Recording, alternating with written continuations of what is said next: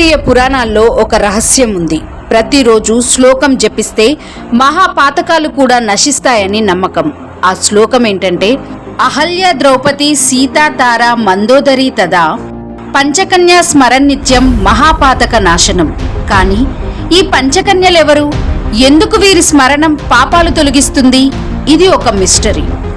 ముని భార్య అయిన అహల్య ఇంద్రుని మాయకు బలై రాయిగా శాపగ్రస్తురాలైంది. కానీ శ్రీరాముడి పాదస్పర్శతో మళ్లీ జీవం పొందింది.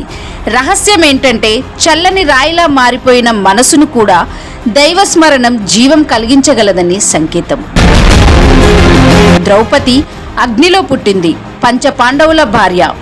మహాభారత యుద్ధానికి మూల కారణం. చీరహరణం కృష్ణుడి అద్భుత శక్తి ఆమెను రక్షించింది. ఈ సంఘటన రహస్యం దైవశక్తిని పిలిస్తే విశ్వం మనకు తోడవుతుందని.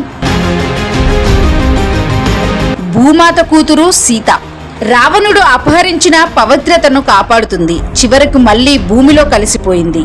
ఈ కథ రహస్యం మనం ఎక్కడి నుంచి వచ్చామో అక్కడికే చేరుతామనే శాశ్వత సత్యం. వాలిని కోల్పోయిన తార సుగ్రీవుని భార్య అయింది. ఆమె జ్ఞానం, ధర్మబోధ రామాయణంలో వెలుగులు నింపాయి. రహస్యం ఏంటంటే, ధర్మం అనేది సంబంధాల కంటే గొప్పది అని.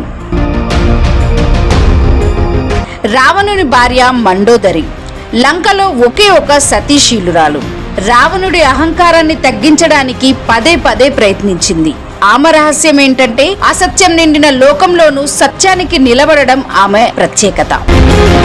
ఈ 5 కథలు 5 కాలాలు, కానీ ఒకే ఒక రహస్యం, స్త్రీ శక్తి. పంచకన్యల స్మరణం అంటే కేవలం పాపం తొలగించడమే కాదు, మనలో దాగి ఉన్న ఆధ్యాత్మిక శక్తిని మేల్కొల్పే మంత్రం. ఇది కేవలం పురాణం కాదు, మనిషి ఆత్మరహస్యాన్ని తెలియజేసే దివ్య గాథ.